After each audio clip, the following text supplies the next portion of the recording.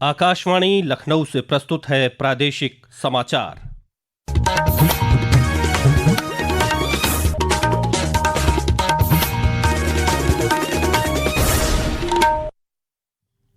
मुख्य समाचार। मुख्यमंत्री योगी आदित्यनाथ ने प्रांतीय रक्षक दल जवानों के लिए 5 लाख रुपए तक की कैशलेस चिकित्सा सुविधा का किया शुभारंभ। 600 रुपए प्रतिदिन किया ड्यूटी भत्ता। उत्तर प्रदेश जापान निवेश सम्मेलन आज से हुआ शुरू।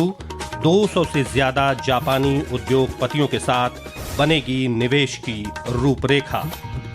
राष्ट्रीय खेल पुरस्कारों की घोषणा। वाराणसी के छोटे लाल यादव को द्रोणाचार्य, गाजीपुर के राजकुमार पाल, मेरठ की प्रियंका गोस्वामी और बागपत के अखिल श्योराण को मिलेगा अर्जुन पुरस्कार। और प्रदेश में बारिश का सिलसिला जारी। मौसम विभाग ने पूर्वी उत्तर प्रदेश के लिए अगले 2 दिनों तक भारी बारिश का जारी किया अलर्ट।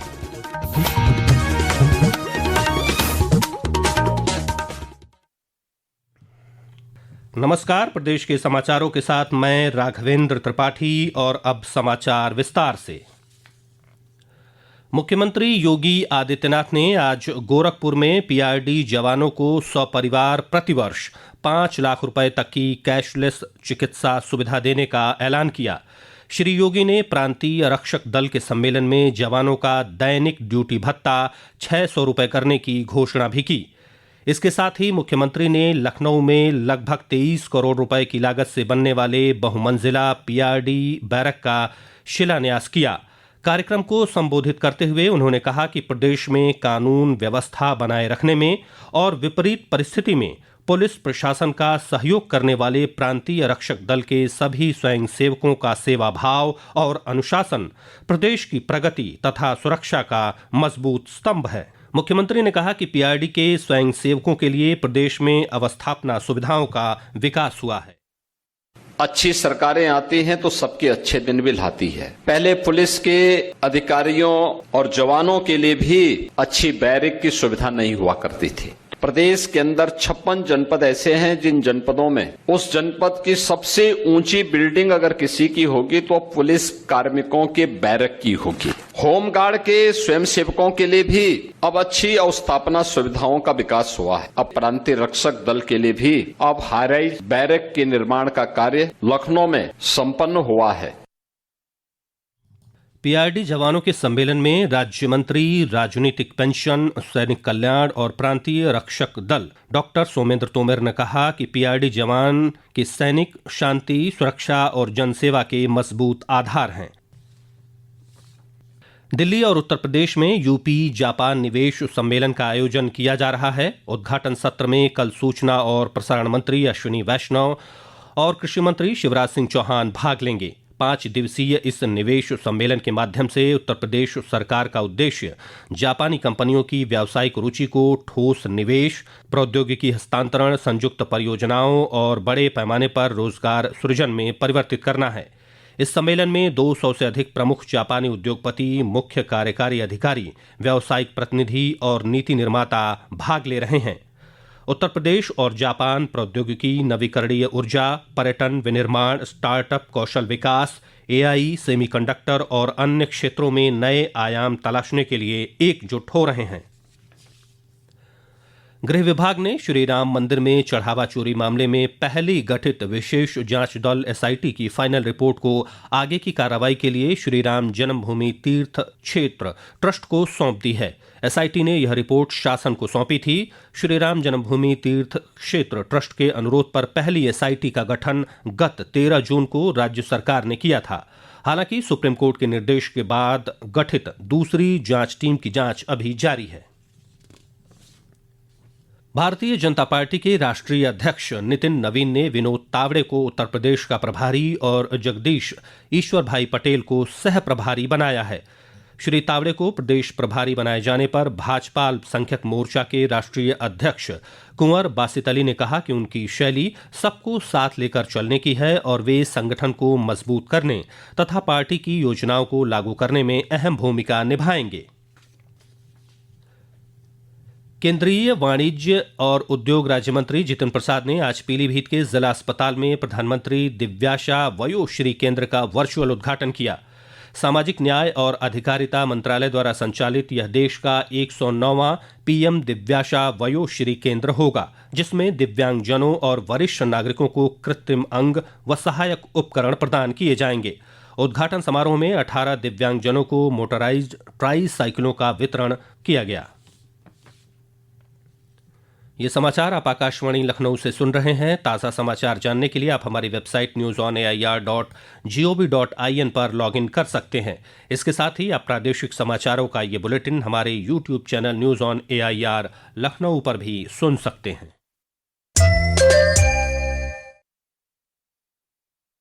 खेल मंत्रालय ने राष्ट्रीय खेल पुरस्कार 2025 की घोषणा कर दी है।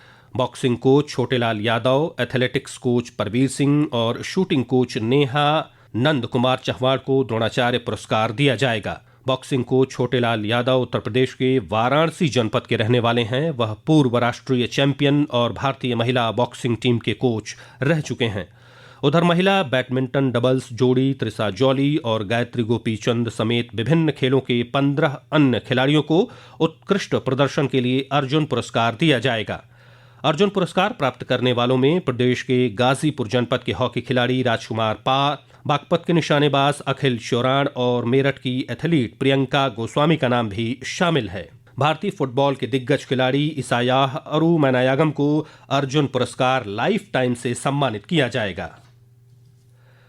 प्रदेश सरकार ने राज्य परिवहन निगम में कार्यरत आउटसोर्स कार्मिकों के मानदेय में जुलाई से 5% की वृद्धि की है। परिवहन राज्य मंत्री दयाशंकर सिंह ने बताया कि कंप्यूटर ऑपरेटर, लेखाकार कम टेली ऑपरेटर और प्रोग्रामर के मानदेय में यह बढ़ोतरी की गई है। उन्होंने बताया कि परिवहन निगम में कार्यरत आउटसोर्स कार्मिकों के मानदेय में प्रतिवर्ष 10% वृद्धि का प्रावधान है। इसके तहत जनवरी में 5% और जुलाई में 5% की बढ़ोतरी की जाती है। मध्य प्रदेश के भिंड जिले में कल देर रात हुए भीषण सड़क हादसे में उत्तर प्रदेश के लखीमपुर खीरी के 8 मजदूरों की मौत हो गई, जबकि 22 मजदूर घायल हो गए।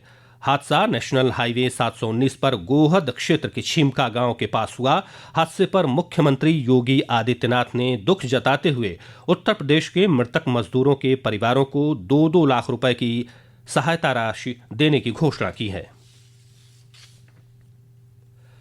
प्रदेश में राजधानी लखनऊ सहित कई जनपदों में रुक रुक कर बारिश का सिलसिला जारी है। मौसम विभाग ने पूर्वी उत्तर प्रदेश में अगले 2 दिनों तक भारी बारिश का अलर्ट जारी किया है। वहीं बारिश और बैराजों से पानी छोड़े जाने के कारण राज्य में कई नदियों के जलस्तर में बढ़ोतरी दर्ज की गई है। अमरोहा में गंगा का जलस्तर बढ़ने पर जिला प्रशासन द्वारा एडवाइजरी जारी की गई है।